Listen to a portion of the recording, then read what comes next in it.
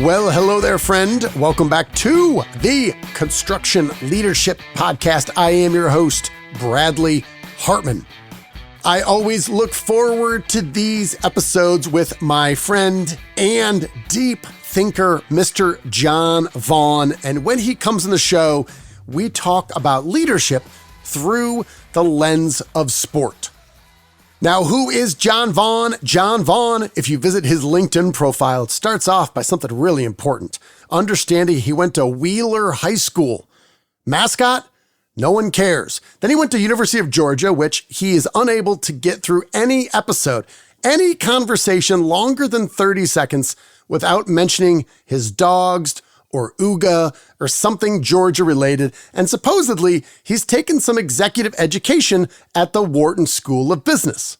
Am I skeptical about this? Yes, I am. But Jon has been in sales and leadership for his entire career, working for Georgia Pacific and then at his company, Vaughan, as he rose through the ranks. Then they got acquired by USLBM, worked in a regional vice president role for USLBM before moving on and sharing his insights and expertise and sense of humor with people all over the country and, as far as you know, the globe. So without further ado, please enjoy my conversation talking about leadership through the lens of sport with my friend, Mr. Jon Vaughn. As always, thank you for listening. Mr. Jon Vaughn, welcome back to the show. When we have you on, we're going to look at leadership through the lens of sport.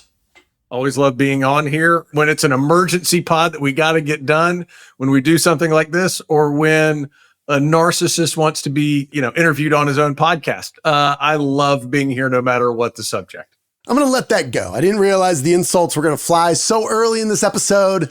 Nonetheless. So, Jon, we're going to start off here, though, talking about a pretty incredible story about one Mr. Rick Pitino, who, in general, I'm not a really big fan of, but I absolutely love what he's been able to do at St. John's. They've been largely irrelevant since, the mid-90s when Felipe Lopez was there, if that's a name you remember. And before that, Chris Mullin. This has been nowhere, and he's come out of nowhere and turned them into winners. Maybe for the audience here, give a little summary of what he's been able to do up in New York at St. John's.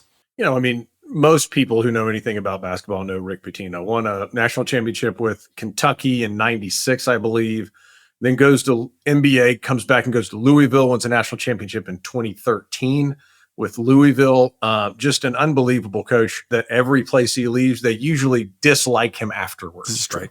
But his track record of winning from Boston University to Kentucky to Louisville has been incredible. So he goes to St. John's, which, as you said, has been an irrelevant program for the most part this year, for the past 15 years. And he comes in and just really turns it around. They're a 2 seed. They won the Big East for the first time in more than 30 years. Mm-hmm. And they're doing it on the back of doing something very different than what most people are doing. As we look at the landscape of basketball, especially college basketball, everybody is going one and done. Everybody is using all the statistics to say, hey, we're going to shoot threes and we're going to dunk and that's it. You've got the transfer portal and NIL. And so they're treating everybody with kind of kid gloves because you're recruiting them in and then you got recruiting to keep them. And Pitino has said, no, I think it's like his first week of practice. It is heavy, intensive, 2-hour-long, one-on-one practices where they are just working these kids' tails off to figure out what are they made of and what are they worth and what are they shooting. He realizes I don't have 3-point shooters and I don't really have a lot of dunkers. I got to figure out how to win with guys that are doing something that nobody else is doing, shooting 23-foot 2-point jump shots. And it didn't work against the University of Georgia, which we all know is the premier college basketball team in the nation because the Dogs beat them earlier this year. But 30 other times this year when playing teams that a lot of them preseason were ranked far ahead of them, they go out there and they just 47% field goal percentage them to death from 23 feet. Yeah, there was an article in The Athletic that you and I traded back and forth, and the article was sharing the structure of those one-on-one practices. So Pitino and one player for 2 hours and just working them to death. Meanwhile, in the background, I think they have all the assistant coaches who are tracking where the shots are from, whether or not they went in, and like all these details and speed and all these other measurements. Am I wrong as I tend to think about that in our business where we have this really intensive environment where we have the leader, we have the coach, sales manager, PM, whatever you've got locally in your business, where we do set aside this time for really intense one-on-one coaching. Is there a corollary to that anymore in business? I 100%. I mean, you and I have talked about this on one of our podcasts, or probably we're just goofing around talking about what's going on in sports and business in general. Is so much of the mantra of the salesperson in our industry is, there's the truck, here's your keys, here's your coordinator's phone number, go sell. And then 6 months later, we realize, why is this guy not selling anything? Well, we don't know what her is good at. Are they good at selling remodelers or custom home builders or national home builders? We just send them a starts report and they say, hey, these are the accounts that are not being currently called on. Why can't you? Well, if you got somebody, I mean, it's like the Albert Einstein, if you try to teach a fish to climb a tree, he's going to spend his entire life thinking it's stupid. Like, we have these salespeople who have been thrown into the mix to be able to say, hey, why aren't you selling these national home builders? It's like, well, I don't know what the national home builders are motivated by. I don't know how they, I'm a personal service person. I want to add value and they get paid for my value. Well, if you're trying to go into a D.R. Horton, Lennar, Ashton Woods, Pulte and trying to do that, they're like, beat it, dude, rather than saying, hey, I'm someone who's really good at building that relationship, understanding how to build the structure. I'm going to go in there. And that's when they're like, hey, come alongside us and be our partner. So we just kind of throw them out there rather than doing the really intense evaluation about what are they good at? What can they improve upon? But it's like trying to make Shaq be our best free throw shooter, right? It's just not going to work. Like, you got to give the right tools to the right people. And you can't do that unless you assess what they're really good at and spending that intensive time on the front side. Yeah. And the other part of that, Jon, was him going through and looking at the numbers and seeing the stark difference between 2 feet behind the 3-point line, just chucking bricks. 2 steps in, well, a lot of these are going in at about a 50% clip, which is pretty good. And then they saw it in practice over and over again. And instead of saying, all right, guys, here's what we're going to do. You're going to put up 5,000 shots a day, and we're going to Steph Curry this thing into submission to make sure we are not shooting long twos. He just said, all right, we're just going to shoot long twos because that's what we're good at. And I think this speaks to this idea of competitive differentiation. They've talked about some of the teams that they've played, and the opponent's coach said what makes them so hard is when they put the ball on the ground, nobody anticipates on the defensive side that someone's going to pull up from 20 feet consistently. And he's like, that's exactly what they do. He goes, it makes them really hard to defend. And I think, kind of going back to your Pitino and what you mentioned, I think for all of us listening, there are trends, and paying attention to those makes sense. And to a degree, following those makes sense. But at a certain point, if you're just doing what everybody else does, it gets pretty easy to defend you. And at a certain point, everybody kind of crams in the middle versus doing something that's completely different, whether that's shooting a lot of, 20-foot middies, or whether it's running the wishbone offense in football, or I'm sure there's some corollary in baseball that I can't think of right now. So how do you think about that? Because I know you've got friends, you sharing your insights with other businesses. How do you think about how that relates to this idea of competitive differentiation and making it really clear to the market on how you're better, but maybe more importantly, how you're different? Very few people get fired for just doing the same thing that everybody else is doing, but they also aren't getting next level results by just doing what everybody else is doing. And so you're just going to rise and fall based on what's going on in the market. So when you're in a time like right now, where the starts have been down over a period of time, we're feeling a pinch from all of the factors that are causing housing starts to be down and rates to be up and margins to be pinched and home affordability. Like, you've got to do something that's different than what everybody else is doing. And you're making, you're putting risk on the table because you're doing something different than everybody else. But at the same time, when you have the conviction to understand, based on the team that I have, based on what I'm seeing in the market, that I can do something just a little bit different, and I can describe what it is both to my team and the people that I'm trying to sell it on, then you really have something that's very different and adds value in a different way, because you're not just a me too in every scenario. I mean, you exactly describe it. It's like they're guarding the perimeter because everybody's shooting threes, and then they're guarding the paint because everybody's dunking. Like, that's all they're doing. And so when they break through, everybody just kind of relaxes because they're waiting for them to get to the paint, pop, shot in, and all of a sudden. So when you're doing something different in the business sector, it's like, all right, if we have everybody on board to say, hey, this is how we can differentiate ourselves by doing something zigging when everybody else is zagging, and then go understand the talent, understand the strategy, and be able to describe it to the market, it can be really, really valuable. Well said. Let's stick with basketball here. I'm done with the NBA. I've been done with the regular season of the NBA for a long time. But once the playoffs start, like, it's a completely different game. People actually play defense. They actually do try to play, like, in the first half, like, to compete. The whole game, yeah. They actually play the entire game. Go crazy. Yeah, play the whole game. There's a novel idea. So I'm going to run down the list, John. Do you want to hear the list? Because I got 5 reasons why I'm out. I'm really excited about this. I promise not to dwell for more than 6 or 7 minutes on each one of these 5 components, but I will. The first one is exactly what we're talking about, this 3-and-D, this constant barrage of 3-pointers. Did you know this, John? The Chicago Bulls, my Chicago Bulls, we should have a leadership discussion about Reinsdorf later, but not now. Okay. He's the owner of both the White Sox, worst team ever in baseball, and the Bulls, total garbage. Anyway, so on December 13th, 2024, and again, less than 3 weeks later, on December 30th, the Chicago Bulls and the Charlotte Hornets got together and combined missed 75 3-pointers. The 13th was the first time that set a record. The 30th tied the record. Here's my question, John. If you are collectively missing 75 3-pointers, wouldn't somebody just say, and I don't know, maybe a coach, let's just bring it in. Just feed it to the post. Let's try shooting a 10-footer. Yeah. Like, that's part of it. Can't stand it. You and I have talked about the Bronny situation. Listen, Lord knows you love nepotism. Trust me, I love nepotism. Thanks for pointing that out. The construction industry and maybe the world turns on nepotism. So let's not disparage the whole thing. We're just pretending that Bronny is an NBA player is ridiculous.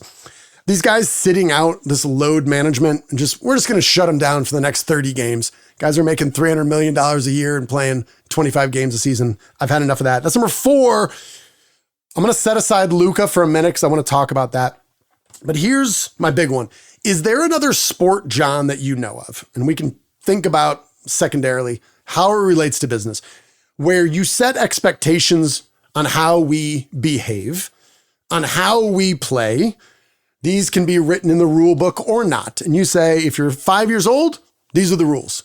And then you're 12, these are the rules. High school, these are the rules. College, rules are the same. Get to the NBA, it's completely different. And we violate one of the major rules that constitutes how we play the game. And I'm talking about traveling. I can't do it anymore. And I realized you can travel in the NBA for a long time. It is now out of control. It's an entire ecosystem within Instagram showing the most ridiculous travels. Is there a corollary in sport or business that you can think of where one of the core rules about how we play the game, once you get to the highest level, you just throw it out the window and you can do whatever the hell you want? They just don't call it this, the Euro step. It's the gather step. They've made so the step back. They don't count that as like any rule that we've ever learned as kids is out the window. The business correlation that we see from time to time is in these, when you get to the highest level, all of a sudden the rules for the top salesperson don't always apply. So you're the third highest revenue or gross profit salesperson. You have to have in your orders by 8:00. There's no exceptions on next day deliveries. There's no way we're going to approve this expense report. All of a sudden you're the biggest guy. And it's like, we'll figure it out. If it come in at 10:30 instead of 8, we'll get you. Oh, it's same day. We got you. this expense report, wow, but he sells so much. Like that would be the only corollary that I've seen from time to time. And sometimes in the C-suites and some of these public companies, you see that as well. I was telling my boys when we moved here to Dallas, growing up in the 80s and 90s and watching Jordan, my dad would always say to us, you guys aren't going to appreciate this now, but you'll appreciate it later. You are, on a day-to-day basis, 82 games a year, you are seeing the greatest athlete of all time play his sport. Luka is not that. However, Luka, once he arrived here, immediately elevated the brand and the experience, and largely he was a very likable guy. He was great to the community, all that sort of stuff. What is the angle when they say, no, we don't want essentially an auction of sorts to figure out we could get, we're going to go privately trade. I would say definitely a top 5. I think you could make the argument where he's a top 3 player, where we're only going to talk to the Lakers. Give me the non-conspiracy view angle that I have, where you are saying Nico Harrison, the GM, actually looking at talent, looking at culture. This is why this could be long-term, maybe not now, certainly not now, but long-term could be an incredible, bold leadership move. Hey, look, I like taking the counter on this. I thought it was a incredibly courageous move. And this is why. Number one, they saw what they had last year in the NBA Finals. And if your goal is to win the NBA Finals, that team ain't winning the NBA Finals. They got to the NBA Finals, unbelievable. They got embarrassed in the NBA Finals. They did. Luka goes back home, gains 25 pounds, comes back overweight to camp. So Nico Harrison is looking here and saying, if we were the work ethic away from being NBA champion, then I'm going to ride with him because he's going to show it to me. He didn't show that. And so he starts looking for what does it take to build long-term a team to be able to do that. And so he could have taken it to market. He could have gotten bids from every team. You see something like Rudy Gobert got 14 first-round picks, and Rudy Gobert is a very strong defensive center. He ain't Luka. Mm-hmm. And so they didn't get near what they got for Rudy Gobert, but Rudy Gobert was a distraction for a year before he got traded. And so much of, this is kind of like Pitino. And when he's not coddling these college players, Nico knew that if it just became public, it was going to be a bidding war, but it was also going to be a disgruntled player. And you would have had all this drama surrounding the team until they came to a deal. But he said, no, I'm not going to let the player dictate what we do in order to make the right deal for us. Bringing it back to leadership on a day-to-day basis, what have you learned about the ability or inability to motivate a young talent? I don't know what you were like at 25 or 26. I could guess. I know exactly what I was like. To say I was a rough little gemstone would be an insult to gemstones everywhere. Like, I needed some people to come and say, hey, let's work with them. Let's bring them along. Let's help this person improve their self-awareness. And in time with maturity, we can help them do that. Is your perspective that, well, can you do that? And if someone listening is sitting there thinking, I've got a 25-year-old, all the talent in the world, and we see flashes of it, but we don't see enough of it. And should we just cut our losses and move on? I believe in people, man. I believe in finding levels of understanding of where their engine's going to take them. But then I also believe in properly rating whoever you're dealing with. Incredible talent with no work ethic is somebody that I don't want on my team. You give me a mid-talent, low-talent person with a ton of work ethic and a ton of, just a really high engine, I will take them all day because they're going to work to improve themselves consistently. And they may never reach the ceiling that high talent person with no motor could get to, but I would take that all day because what people around them start to do is get better. Mm-hmm. The people with all the talent in the world that aren't giving max effort to be able to get the best out of themselves, everybody else looks around and says, well, if the most talented person is not required to be that, then I shouldn't require that of myself. Yeah. And so I'm all about culture. I'd rather have a healthy culture with a bunch of B+ and A- players than an unhealthy culture that has 3 A+ guys that make everybody else go from B's to C's. Have you ever seen that video or read anything about Simon Sinek? And he was talking about it in terms of the SEAL Team 6 and kind of an XY axis, and it's performance versus trust. Right. Somebody mentioned this to me recently, and my general reaction when someone tells me about a Simon Sinek video that they liked and they want me to watch is to quietly barf in my mouth. And partly because I'm jealous, partly because it just doesn't stop. And this is just, he's the lowest common denominator for good leadership stuff. Nonetheless, I did watch it and it was great. And I'm bringing it up now, but maybe it's just that simple, right? If you've come to the realization that, all right, after what, 6, 7 years, 5, 6 years? How many years has it been in the league? Maybe 6? Does that sound right? 6 years, yeah. Okay. After 6 years, here's what we know. The performance was the x-axis off the chart, right? You look at his stats compared to anyone in history, and the answer is, oh my God, this guy's untradeable. But if the y-axis is trust, and everyone looks around and says, yeah, does anyone here trust him? And if we're trying to build a culture, and to your point, if everyone's looking to the guy at the top with the most talent, who's going to get paid, whatever it was, $400 million over 10 years or whatever, like, well, that's not going to work because we don't see it. Maybe it's just that simple. They thought, we do not trust this person. The longer this goes on, the harder this gets. Where I struggle, this is, to your point, I agree with you, but you're also saying, I believe in people. I believe in people. I believe in young people. I'm just trying to figure what would have to be true internally where you're giving up on somebody this talented, you know, when they're not behaving, but they are absolutely young in their career. So what I don't blame Nico for, but is absolutely in place, is he didn't have anybody around him that was ahead of him that could mentor him, teach him, coach him, that he looked up to. Kyrie is a great player, but kind of a bizarre personality. He's not somebody who's going to mentor somebody like Nico. Correct. You can see he's on the Lakers, and LeBron, who, for all the reasons that I am not a LeBron fan, he is the hardest working guy out there. He always is in shape. He is always prepared.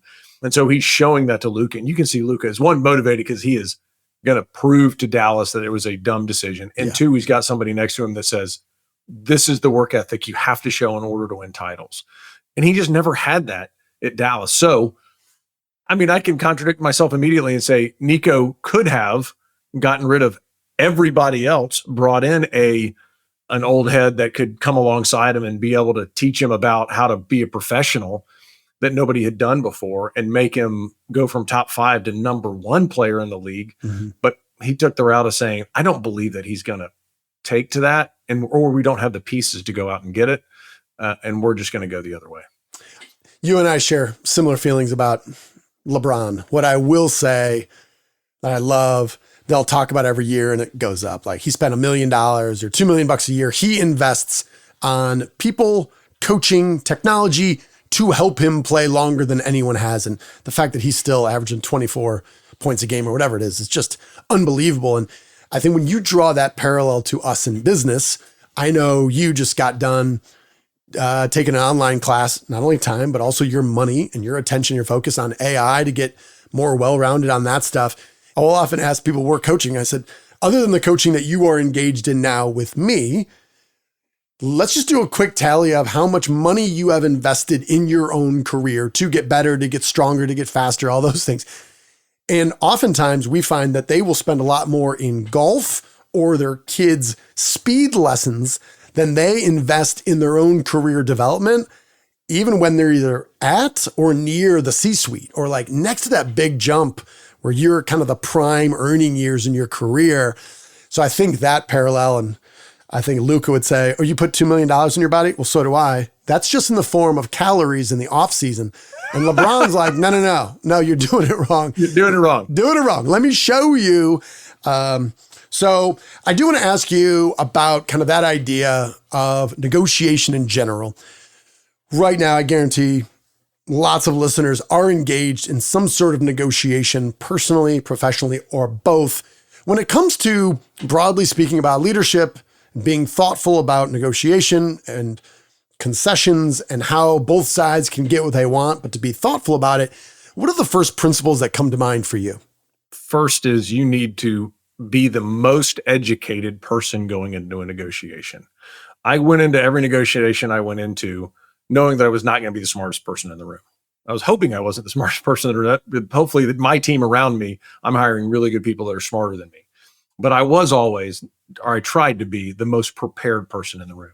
Because even if you're not the smartest and you're the most prepared going into it, understanding what are all the outcomes that you're willing to take, what are the outcomes that you're unwilling to take, and you walk in, then you're already prepared to understand what are their objections going to be, what are their offers going to be, what are easy no's, what are easy yeses, what are really hard no's, but you have to get something out of it if you want it to become a yes. Like, you just have to be able to play out all the scenario side to be able to say, like, if I walk out of this and these things are true, then this was a successful negotiation. And if this one thing is not true, then I'm not going to walk out happy with the result. And I think if you're prepared for all those scenarios better than anybody else in the room, that to me is the first principle about going into it. The second principle going into it is understanding that no matter what happens in here, if you're in the room with the right people, don't take anything personal within there, because on the other side of it, if they're worth their salt, they're coming in really prepared as well. And they're defending their territory for their owners, their C-suite, their investors, their team, whatever it is. And if you can keep that in mind to say, they're not saying something about me or my business or the value of my people or the value of my customers or anything like that. They're saying that this is the value that I put on my team. Then you're not attributing to them that they're a bad person. It's that mutual respect as you walk in to be able to say, I'm trying to do the best thing for me, my team, my investors, my family, my team members, whatever. They're trying to do the same thing. We got to respect each other in that scenario.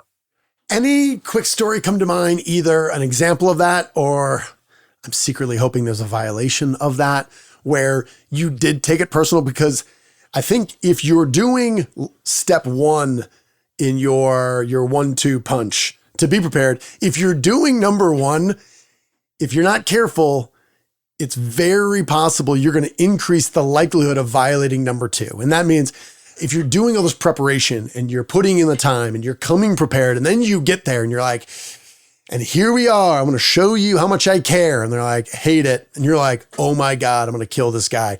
Yeah. Right. Because the stakes have been raised because of almost that sunk cost that you've invested to become prepared. But any story come to mind? Yeah. I mean, I will, I'll save the embarrassment of the name, but this was pre-USLBM. Okay. Brand Vaughan was a sizable company, and we were at a LMC show, and there was a molding vendor who was really courting our business. Well, we had a door shop, and we were buying containers of trim, whether it's door parts or loose trim or whatever. We're buying containers of it. And this is somebody who had been pursuing us to try to sell us trim, and they had a great offering. Other LMC dealers had a great experience with them. And so I came in prepared, knowing that who our current partner was, who we were very comfortable with, knowing some of the scenarios about their direct program and that had some advantages. And they had scheduled a time. It was me and my purchasing manager, and we sat down and we went through, hey, we're going to be real transparent about how we're going to go about this process. We want to give you the opportunity to understand what's important to us. And then we want to understand what's important to you, so that on the backside of this, we get the best outcome. And at the end of it, we know that we gave it the best effort, whether it fits or not, but we're going to be open and transparent. And the VP of sales goes, well, thank you for sharing that. You know, I know one of y'all's complaints is that we have a minimum delivery dollar amount. I was like, okay, I hadn't heard that objection, but tell me more. He's like, yeah, we can't ship anything that's less than $250 to you the next day. I was like, I'm sorry. He's like, yeah, you guys are asking for like special order, custom trim to get it next day, and we're just not going to do that. I said, I'm talking about a $12 million molding program. You're talking about like, what? He's like, John, that's just not something that we can budge on at this point. I was like, hey, I really enjoyed spending time with you today. I got another more important meeting on somebody who's listening to me, so I got to go. And we just got up and we left. The guy had zero understanding of who we were. Not that it's like, you know who I am, but you understand what I'm saying. Like there was zero preparation on that side. So it just felt like such a disrespectful thing to say, I'm coming up with one piece of information that you don't want to pay drop fees for anything under $250. And I'm talking about I think a $12 million molding program. And it was like, talk about misalignment of understanding of walking in and lack of preparation. I took that personally, and we did not ever buy anything from them again. Well, that leads me to believe at somewhere along the way, he had heard a story that could be true or false. And that was basically a backpack full of concrete he was coming in to that negotiation with and couldn't wait to get that off his back, as opposed to just saying, is it possible if I bring this up now, this is like stepping over $12 million to talk about the penny on the other side. Right. And just what that has me thinking about too is just the value of talking this through with somebody. Because if I'm the sales guy, he's like, all right, imagine we sit down. Here's what I'm going to say first. You guys want this next day? No. As a sales guy, I might say, well, hang on. Like, what if we just started a different way? What if we just ask them what's important to them?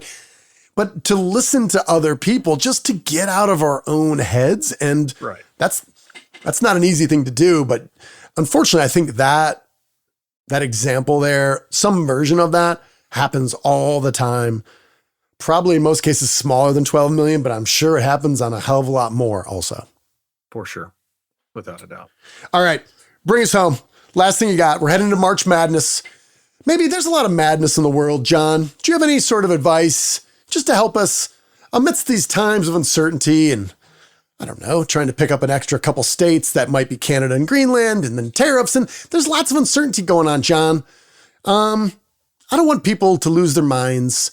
How do people during March, and not only with basketball, how do we just not go crazy, not fall into delusions of madness? Why don't you close us out with that? Well, the echo chambers that we get in that just continue to feed us the information that we're already reading, try to remove yourself from that. Watch something like March Madness or the Masters that's coming out, and seeing these kids that you've probably never heard their names before hit a half-court shot, and the pure joy and elation that's created, that euphoria of making that shot. Like, instead of it being something where it creates uneasiness or unrest, it's like celebrating victories. To me, when you start celebrating other people's victories, it's such a powerful thing to get you out of cycles of anxiety and depression and anger and frustration and all those sorts of things. So celebrate other people's victories, celebrate other people's successes. And it just gives great context to what all is going on in the world. Love it. Jon Vaughn, thank you for showing up here. I'm going to have you close out momentarily here, but I'm going to tell everyone, if you're watching this, if you're listening to this, people look to you to try to figure out where to put their limited time and attention. So please share this with your network, especially all the smart things that Jon said. We're going to edit out most of the dumb things that I said, so we're going to make it even better for you. So please do that. And a minor little detail, as we strive to grow our construction audience, to bring us all closer together as better leaders, please rate and review us on whatever platform you are on. That would mean a lot to me, less so, but still to Jon as well. So Jon, why don't you close out with our leadership mantra? You are owed nothing. Deliver value first. Make it a great week.